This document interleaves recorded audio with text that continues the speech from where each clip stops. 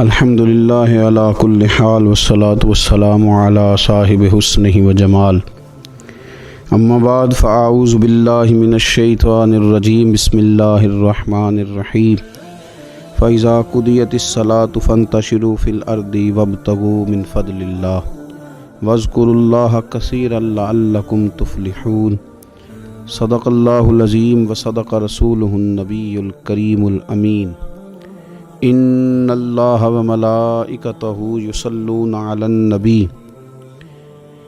یا ایہا الذین آمنوا صلوا علیہ وسلموا تسلیما الصلاۃ والسلام علیک یا سیدی یا رسول اللہ وعلی آلک واصحابک یا حبیب اللہ اللہم صلی علی سیدنا و مولانا محمد معدن الجود والکرم آلہ وصحبہ وبارک وسلم۔ حمد و صلاۃ کے بعد اللہ تبارک و تعالیٰ نے سورہ جمعہ کے اندر ارشاد فرمایا فَإِذَا قُضِيَتِ الصَّلَاةُ،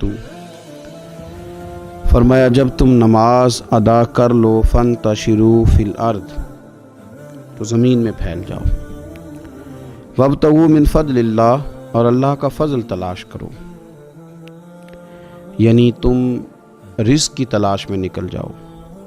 جب تم نماز پڑھ لو فَإِذَا قُضِيَتِ الصَّلَاةُ، جب تم نماز ادا کر لو، تم نے نماز پڑھ لی، فارغ ہو گئے، اب اس طرح کرو کہ فَانْتَشِرُوا فِي الْأَرْضِ، زمین میں پھیل جاؤ، وَابْتَغُوا مِنْ فَضْلِ اللَّهِ، اور اللہ کا فضل تلاش کرو، یعنی رزق کی تلاش میں نکل جاؤ۔ مفسرین نے لکھا مراد رزق کی تلاش میں نکل جاؤ۔ وَاذْكُرُوا اللَّهَ، اور اللہ کا ذکر کرو، کثیرا لعلکم تفلحون، کثرت کے ساتھ اللہ کا ذکر کرو، اس امید پر کہ تم کامیاب ہو جاؤ۔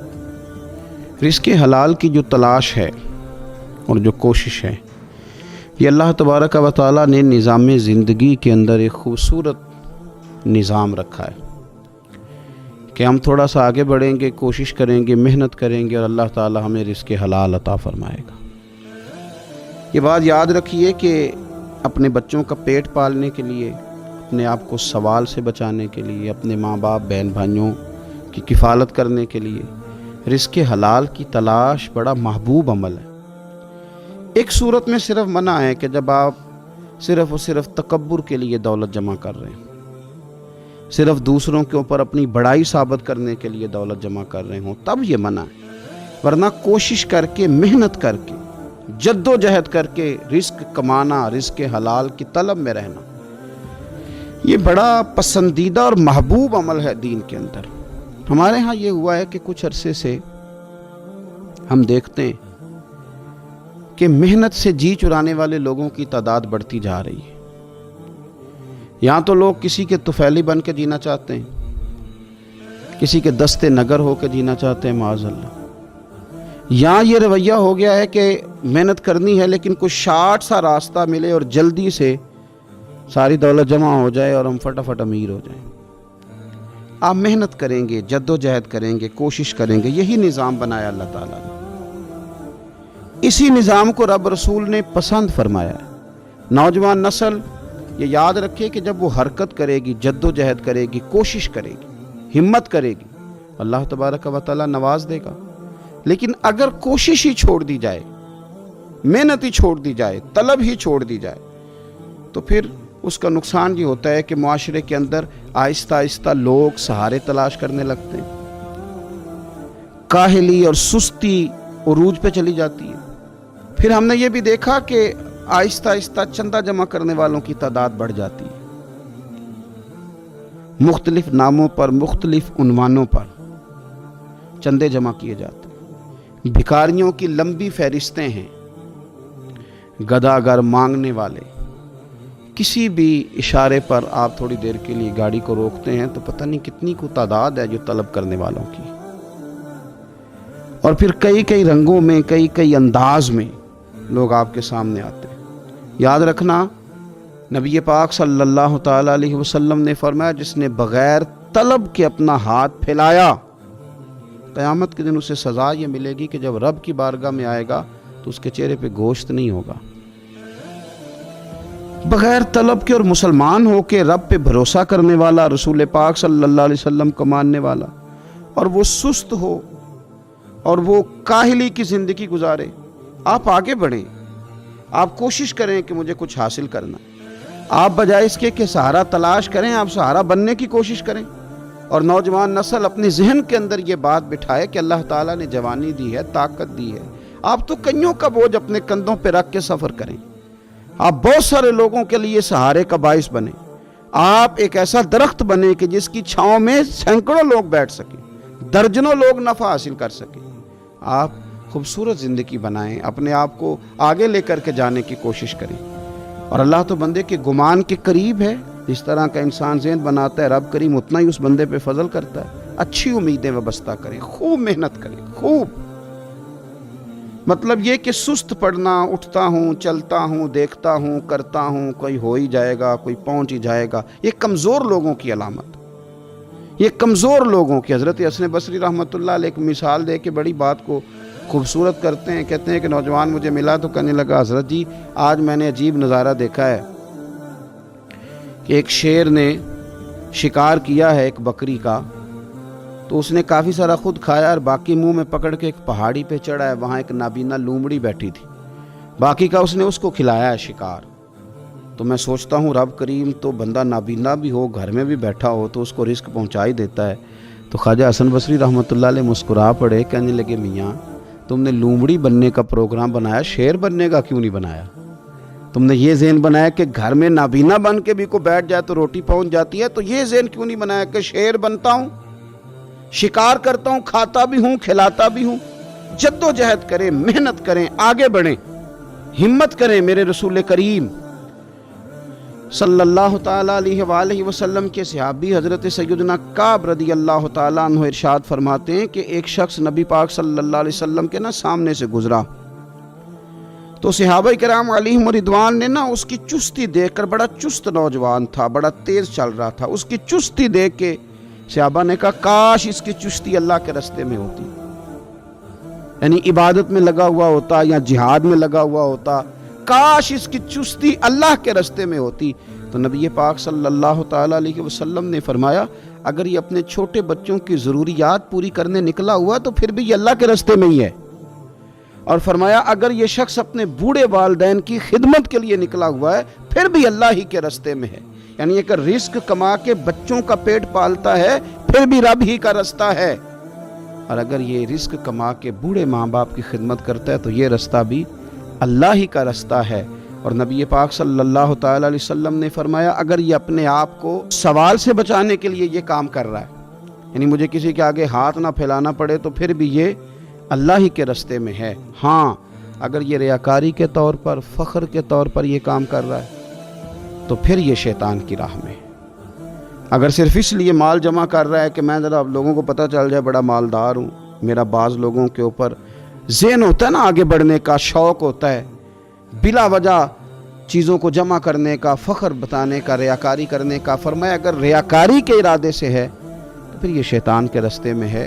اور اگر یہ بوڑھے ماں باپ کے لیے رزق کما رہا ہے, چھوٹے بچوں کے لیے کما رہا ہے, اپنے آپ کو سوال سے بچانے کے لیے کما رہا ہے, تو پھر یہ اللہ ہی کے راستے میں, پھر یہ جہاد ہی کر رہا ہے, پھر یہ عبادت ہی میں مشغول ہے, یہ اللہ ہی کے راستے میں. رسول کریم صلی اللہ تعالیٰ علیہ وسلم نے جو سبق ہمیں پڑھایا وہ صرف یہ ہے کہ رزق کماتے وقت تمہاری نیت کا اعتبار ہے.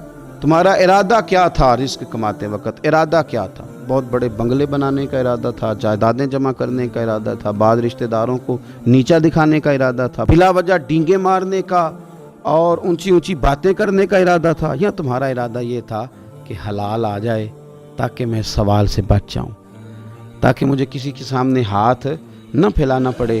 یہ حدیث ہمیں صحیح بخاری میں ملتی ہے. نبی پاک صلی اللہ تعالیٰ علیہ وسلم نے فرمایا بے شک مال بڑا سرسبز ہے اور بڑا میٹھا ہے. فرمایا جس نے اچھی نیت کے ساتھ مال حاصل کیا بڑا میٹھا ہے, بڑا سرسبز ہے, اور جس نے اچھی نیت کے ساتھ حاصل کیا اللہ اسے برکت عطا کر دے گا. تھوڑے پیسوں میں برکت ہو جائے گی, تھوڑے میں بھی. کئی دفعہ تھوڑے پیسے ہوں گے پر ختم نہیں ہوں گے, ان میں برکت ہو جائے گی, نیت اگر ٹھیک ہے. اور حضور صلی اللہ تعالیٰ علیہ وآلہ وسلم نے ارشاد فرمایا اگر کسی نے بری نیت کے ساتھ حاصل کیا تو اس میں برکت نہیں ہوگی, اس کے اندر پھر اس کے لیے وہ خیر نہیں ہوگی جو اچھی نیت پہ ہوتی. اور فرمایا یہ ایسا رزق ہے اسے کھائے گا پر پیٹ نہیں بھرے گا، سیر نہیں ہوگا۔ رزق کس نے کھا لیا ہے، چونکہ نیت یہ تھی نا کہ تفاخر کے لیے جمع کرنا، دولت ہونی چاہیے، بنگلہ ہونا چاہیے، لوگوں کو پتہ چلے کہ یہاں بھی ایک سیٹھ صاحب ہوتے ہیں۔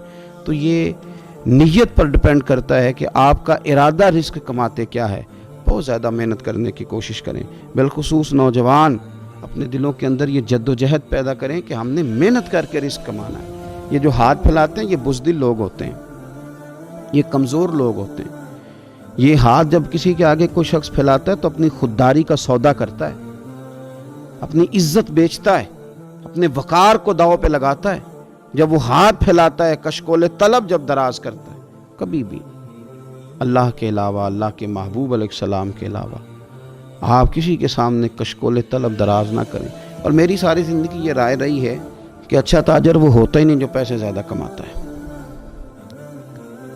اچھا گھر کا سربراہ وہ نہیں ہوتا جو دولت زیادہ جمع کرے، بلکہ اچھا آدمی تو وہ ہوتا ہے جس کے خرچے کم ہوتے ہیں، جو اس کے پاس ہے اس کے اندر اسے مینج کرنا آتا ہے۔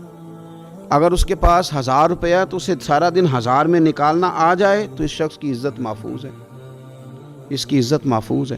اور اگر 10,000 کے اندر بھی اسے طبیعت نہیں ہے، اسے چاہت نہیں ہے، اسے خبر ہی نہیں ہے میں نے کس طرح وقت گزارنا ہے، تو پھر یہ شخص اپنے آپ کو بھی رسوا کرے گا اور اپنوں کے لیے بھی شرمندگی کا باعث بنے گا۔ محنت کریں، کوشش کریں، اپنے آپ کو فارغ نہ رکھیں۔ فارغ آدمی کو زنگ لگ جاتا ہے۔ فارغ تو کوئی گھر پڑا رہے تو بعض لوگ کہنے لگتے ہیں کہ یہاں تو جنوں کا قبضہ ہو گیا ہے۔ فارغ ذہنوں پر شیطانوں کا قبضہ ہو جاتا ہے۔ کچھ کریں، محنت کریں، جد و جہد کریں، آگے بڑھیں۔ ہمارے بزرگ فرماتے ہیں کہ پانی چل رہا ہو تو وہ پاک ہوتا ہے، اگر کھڑا ہو جائے تو پھر اس کے پاک ہونے کا مسئلہ بدل جاتا ہے۔ چلتے رہیں، حرکت کریں، جد و جہد کریں، آگے بڑھیں، ہمت کریں۔ جو لوگ ہمت کرتے ہیں رب تعالیٰ ان کی مدد کرتا ہے۔ آپ تجارت کریں، حضور صلی اللہ علیہ وسلم نے تجارت فرمائی، نبی پاک صلی اللہ علیہ وسلم نے تجارت فرمائی۔ کتنا بڑا درجہ حضور نے ارشاد فرمایا۔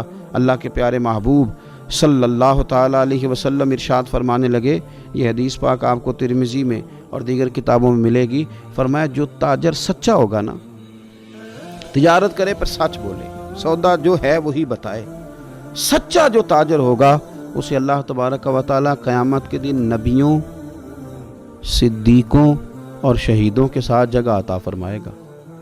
اور اتنا بڑا درجہ، یعنی اسے صدیقین کے ساتھ کھڑا کر دیا، شہداء کے ساتھ، حالانکہ یہ شہید نہیں ہوا، یہ تو دکان کرتا رہا وقت پہ، اللہ نے اسے اپنے انبیاء کے ساتھ جگہ دے دی۔ اس کا مطلب ہے رب صرف مسجد میں نہیں ملتا، دکان پہ بھی مل جاتا ہے۔ شرط یہ ہے کہ دیانتداری کے ساتھ تجارت کی جائے، دیانتداری کے ساتھ۔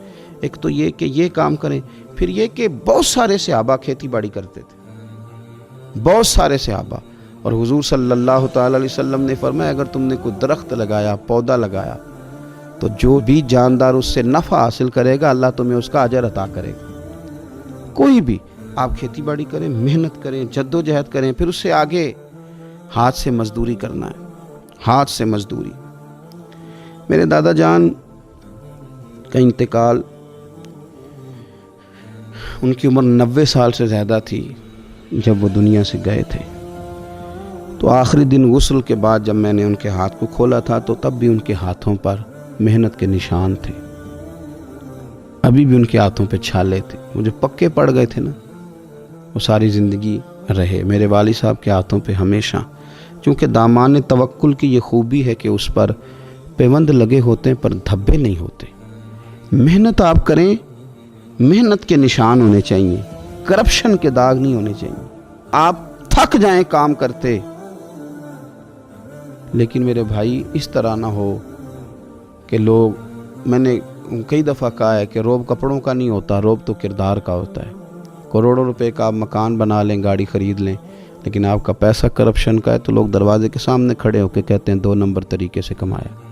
لیکن چھوٹا سا کوئی ملازم ہو کسی دفتر میں، ہو دیانتدار، تو لوگ دروازے کے سامنے بڑا افسر بھی کھڑا ہو کے کہتا ہے یار یہ بندہ نہ رشوت لیتا ہے نہ ناجائز سفارش سنتا ہے، اس سے ذرا احتیاط سے بات کرنی ہے۔ تو بتلائیے روب کپڑوں کا ہے کہ کردار کا ہے، دولت کا ہے کہ کردار کا ہے؟ کردار کی عظمت ہوتی ہے۔ اس لیے میرے نبی پاک صلی اللہ تعالیٰ علیہ وسلم نے فرمایا किसी बंदे ने भी, ये बुखारी है, हुजूर फरमाते हैं किसी ने भी अपने हाथ से ज़्यादा बेहतर खाना कोई नहीं खाया, अपने हाथ की कमाई से ज़्यादा बेहतर किसी बंदे ने खाना नहीं खाया।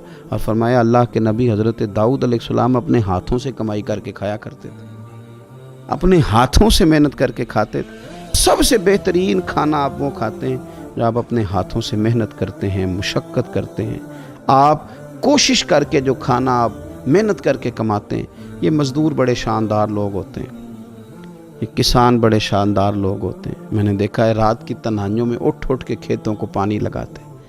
मैंने इनको जानवरों से प्यार करते देखा है, इनको मोहब्बत करते देखा है। मैंने देखा है कि ये बहुत सारे दुनियावी तकल्लुफ़ात से निकल जाते हैं, इनको ज़्यादा फ़िक्र नहीं रहती कि मेरे कपड़ों पे धब्बे हैं कि यहाँ किस तरह का माहौल है। मैंने देखा है कि इनकी ईदें तक अपने जानवरों के साथ गुजरती हैं, उनके साथ वक्त गुजारते हैं, प्यार करते हैं। आप जब मेहनत का इरादा करते हैं तो अल्लाह बड़ा नवाजता है। अपनी ज़िंदगी मेहनत वाली, जद्दोजहद वाली बनाएं। और याद रखें, हमारी सोसाइटी के अंदर इतने ज़्यादा गम नहीं हैं। सबसे ज़्यादा परेशानी ये है कि जवान सुस्त हो गए। अल्लामा इकबाल ने कहा था, लहू मुझको रुलाती है जवानों की तन आसानी। जवान असल में कमज़ोर हो गए, इसलिए ख़राबी ज़्यादा बढ़ गई। अगर जवान ताज़ा दम हो, सुस्ती को छोड़ें, आगे बढ़ने का जज्बा पैदा करें। उठ बांध कमर क्यों डरता है, फिर देख खुदा क्या करता है। कोशिश करें, हिम्मत करें, मेहनत के साथ रिस्क कमाएं, अपनों का सहारा बने, अपनों से प्यार करें। इतने ज़्यादा गरीब लोग नहीं हैं हमारे यहाँ, सिर्फ ये है कि जो मेहनत कर सकते हैं उन्होंने मेहनत छोड़ दी है। अगर हम थोड़ी सी मेहनत की आदत बनाएं तो मेरा ख्याल है कि गली के अंदर बराबर गिने जा सकते हैं कि इतने लोग वुसअत वाले हैं, इतने गरीब हैं। तो वो जो वुसअत वाले हैं वो गरीबों को सहारा दे सकते हैं। फिर तो हमें किसी अमीर आदमी का, किसी सेठ, नवाब, सियासतदान का दरवाज़ा खटखटाने की ज़रूरत ही नहीं पड़ेगी। हम वहीं सबको मैनेज कर सकते हैं। शर्त यह है कि हमें मेहनत की आदत हो, जद्दोजहद का शौक़ हो। अल्लाह ताला समझने की तौफ़ीक़ अता फरमाए।